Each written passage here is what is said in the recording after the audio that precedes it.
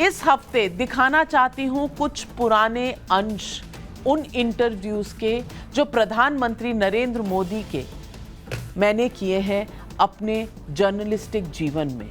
अब जब प्रधानमंत्री मोदी के 8 साल पूरे हो रहे हैं, टाइम्स नाउ नव भारत पर मैं आपको ये श्रृंखला दिखा रही हूं।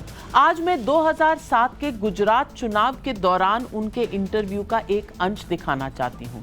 इस चुनाव में उन्होंने हिंदुत्व और सेक्युलरिज्म पर खुलकर अपना पक्ष रखा था और इस पक्ष को उन्होंने कभी छोड़ा नहीं है। तब से लेकर अब तक 15 सालों से ये पक्ष वैसा ही है। सुनिए ये interview. Modi Sahab, Congress has begun to say that you started with the promise of talking about development, but you've gone back to your own agenda, the Hindutva agenda. How do you respond to them?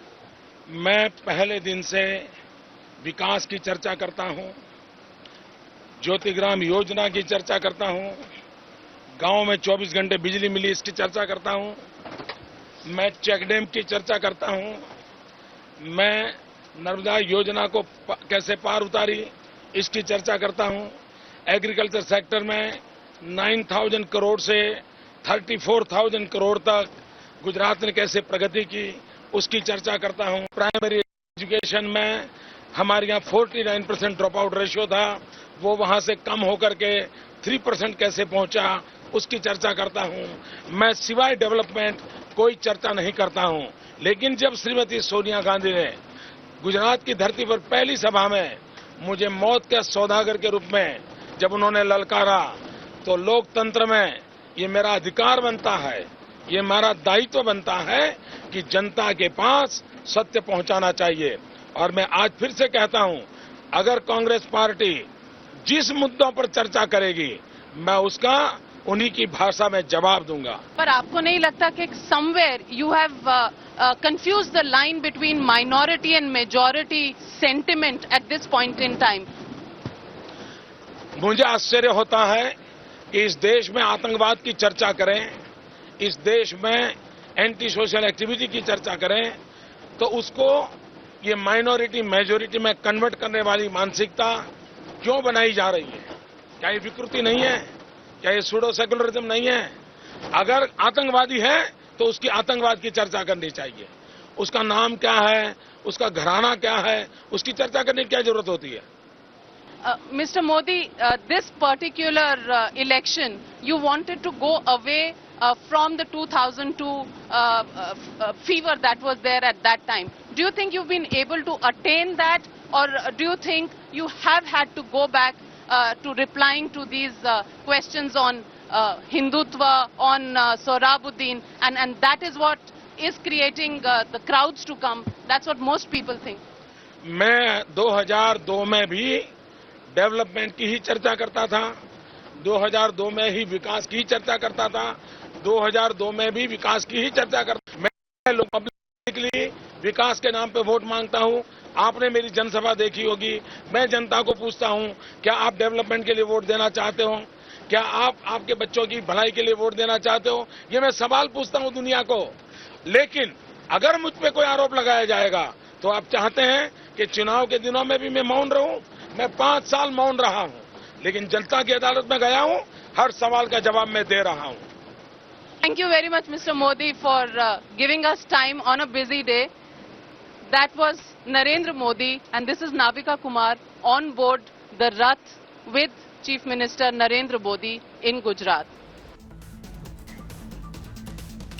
ये interview आज से 15 साल पहले का है। गोधरा के बाद ये इंटरव्यू कहा जाता था उस जमाने में कि ये वो वाला चुनाव था जिसमें अग्नि परीक्षा थी मोदी की कि वो दोबारा जीत कर आएंगे या नहीं। और इस इंटरव्यू के दौरान बड़े बड़े प्रहार हुए विपक्ष से उनके ऊपर। दिल्ली में सरकार थी उस वक़्त यूपीए की, और सोनिया गांधी ने एक वक्तव्य में बयान दिया था और नरेंद्र मोदी को मौत का सौदागर बुलाया गया। और इस दौरान दिल्ली की सारी मीडिया पहुंच गई थी गुजरात के अहमदाबाद गांधीनगर के इलाके में, और सब कोशिश कर रहे थे क्योंकि हफ्ता 10 दिन नरेंद्र मोदी उस बयान का उन्होंने कोई भी जवाब नहीं दिया था। सारे पत्रकार दिल्ली से वहाँ अहमदाबाद पहुँचे हुए थे और मैंने भी अहमदाबाद पहुँचकर 2 दिन उनके रथ यात्रा को फॉलो किया और तीसरे दिन मैंने बस यूं अपना माइक हिलाया और किसी तरह नरेंद्र मोदी जी की नज़र मुझ पर पड़ी और कुछ ऐसा हुआ, उन्होंने मुझे बुला लिया। ये मेरी पहली मुलाकात थी मुख्यमंत्री गुजरात के नरेंद्र मोदी के साथ और उन्होंने मुझे रथ के अंदर बुलाया। जैसे ही मैं अंदर गई उन्होंने मुझे पानी पिलाया क्योंकि हम लोग बहुत देर चलकर रथ का पीछा कर रहे थे।